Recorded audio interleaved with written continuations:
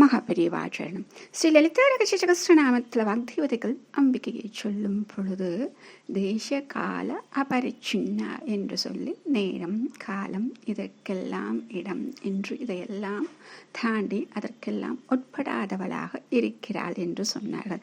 அப்படி என்றால் அவள் எங்கு இருக்கிறாள், எப்படி இருக்கிறாள் என்று சொல்லக்கூடிய ஒரு நாமம் ஓம் சர்வகாயை நமஹ. ஓம் சர்வகாயை நமஹ. இப்போ இந்த சர்வகா அப்படின்னா எல்லாவற்றிலும் நீக்கமர நிறைந்து இருப்பவள். பாரதியார் அழகா சொன்னார், எங்கு நோக்கினும் சக்தியடா என்று. ஏனென்றால் பாரதியார் சொல்லும் பொழுது ஒரு ஸ்ரீவித்யா உபாசகர் என்று சொல்வார்கள். அவள் இல்லாத இடம் கிடையாது அப்படின்னு. அவர் கிருஷ்ணர் என்ன சொல்லியிருக்கார் பகவத்கீதையில கஷேத்திர விபாக யோகம், அற்புதமான அதுல ஒரு ஸ்லோகம், சர்வத பாணிபாதம் தத்து சர்வதோட்சி சிரோமுகம் சர்வத ஸ்ருதிமல்லோகே சர்வமாவிருத்திய திஷ்டதி அப்படின்னு சொல்லிட்டு எங்கு பார்த்தாலும் எல்லா இடங்களிலும் யார் இருக்காங்க அப்படின்னா சக்தி இருக்கிறாள் என்று தெரிந்து விட்டது. அப்போ அந்த பிரம்மம் எப்படி இருக்கும் அப்படின்னா எங்கு பார்த்தாலும் அதனுடைய கைகள், கால்கள், கண்கள், காதுகள், வாய் அப்படின்னு சொல்லிட்டு உலகின் எல்லா இடங்களிலும் நிறைந்திருக்கு. நமக்கு சொல்லி கொடுத்துருப்பாங்க, எந்த இடத்திலும் நாம் பேசினாலும் எதை செய்தாலும் அங்கு இறைவன் பார்த்து கொண்டிருப்பான், அதை கேட்டுக்கொண்டிருப்பான் என்று. எவ்வளவு பெரிய ஸ்லோகத்தில் இருக்கக்கூடிய ஒரு வாசகத்தை அழகாக நமக்கு சொல்லியிருக்காங்க இல்லையா? அப்படி உலகின் எல்லா இடங்களிலும் நிறைந்து இருக்கிறான் அப்படின்னு சொல்லிட்டு இதுல கிருஷ்ணர் சொல்றாரு. அதே தான் இங்க அம்பிகையை சொல்லும் பொழுது சர்வகா அப்படின்னு சொல்றாங்க.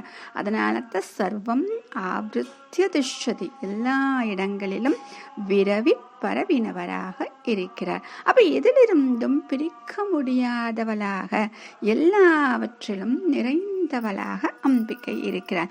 அதைத்தான் தேவி மகாத்மியத்துல அம்பிகையை துதி பண்ணக்கூடிய ஒரு ஸ்லோகம் சொல்லும் பொழுது சர்வஸ்வரூபே சர்வேசே சர்வசக்தி சமன்விதையே அப்படின்னு சொல்றாங்க.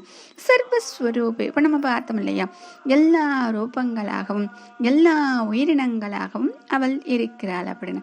அடுத்தது சர்வேசே ஈஸ்வரி, நம்ம சொன்னோம் இல்லையா, எல்லாவற்றிற்கும் ஈஸ்வரியாக ராஜராஜேஸ்வரி அப்படின்னு. அப்ப அவர்களுக்கெல்லாம் ஈஸ்வரியாக இருக்கக்கூடியவள். அடுத்தது சர்வசக்தி சமன்விதை, எல்லா சக்திகளும் சேர்ந்தவளாக இருப்பவளே. இப்ப இது எல்லாத்தையும் சேர்த்து நமக்கு என்ன ஒரு வார்த்தை கிடைக்கும்? இப்ப சொல்ற சர்வகா அப்படின்னு ஒரு வார்த்தை கிடைக்கும். இதே ஈஷா உபநிஷத்துல அழகா சொல்றாங்க, அஸ்தி சர்வஸ்ய அந்தக அஸ்தி சர்வஸ்ய பாக்யதக அப்படின்னு சொல்றது. அதாவது உள்ளேயே இருக்கும் அதே விஷயம்தான் வெளியேயும் ஆத்மஸ்வரூபமாக இருக்கிறது அப்படின்னு. இதேதான் நாராயண சுக்தத்திலையும் மகாநாராயண உபனிஷத்து அப்படின்னு ஒன்று இருக்கு.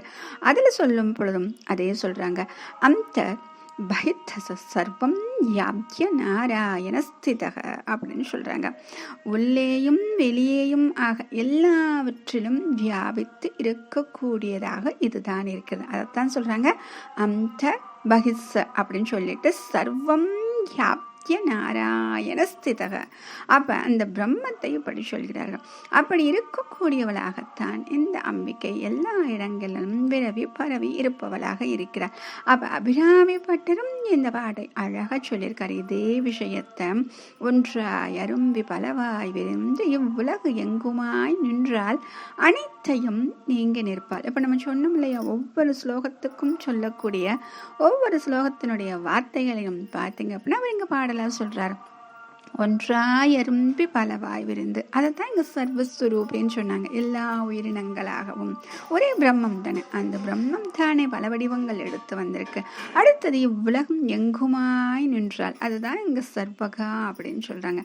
அனைத்தையும் நீங்கி நிற்பாள். இப்ப கால தேச அபரிச்சின்ன, தேச கால அபரிச்சின்ன நம்ம பார்த்தோம் இல்லையா, அதே தான் காலம் தேசம் தாண்டி நிற்கக்கூடியவளாக அவள் இருக்கிறாள்.